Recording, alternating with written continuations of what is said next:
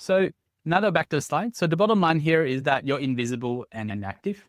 To graduate, to get out of the explorer stage, what you must do is you've got to start learning in public, publish your first signal, and start to connect with others. And that's a very good path if you're exploring the role.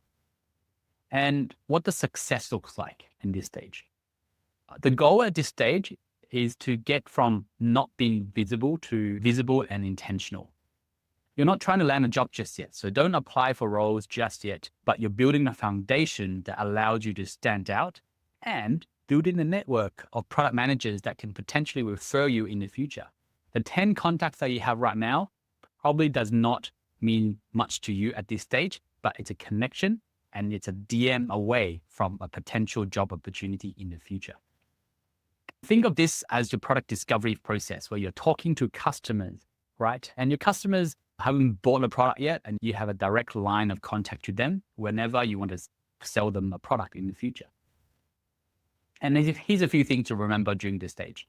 You don't need permission to start learning. You can just go and just do it. The second thing to remember is that make sure your learning is public, even if it's messy. So make sure you are sharing what you're learning, you're doing this in public, you're creating a brand for yourself.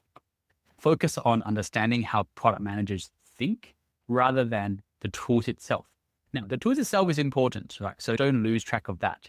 Tools itself is important. The process is important. But what's more important is learning how product people think.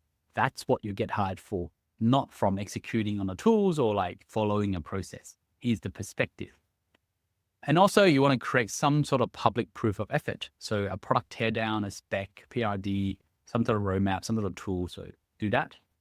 As you're doing it, use tools like Miro to capture what you've got to do. Miro, Notion, Google Docs, lean canvases, assumption maps, and so on. Also use this opportunity as you're exploring as a chance to network. And as you build up your contact over time, that's when you can get your referral circle to be bigger and bigger. And also update your LinkedIn so you can show that you're on a journey. So like product engineer, product designer, product analyst. If you're doing this in stealth mode, you don't have to update it. That's fine.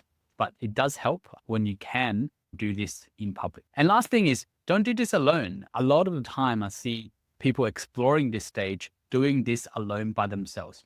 Ideally, you find an accountability buddy, someone that's maybe in Product Academy, someone that's probably in a meetup that you meet, someone that can come on this journey with you. So you're not doing this alone and you're both exploring product roles together.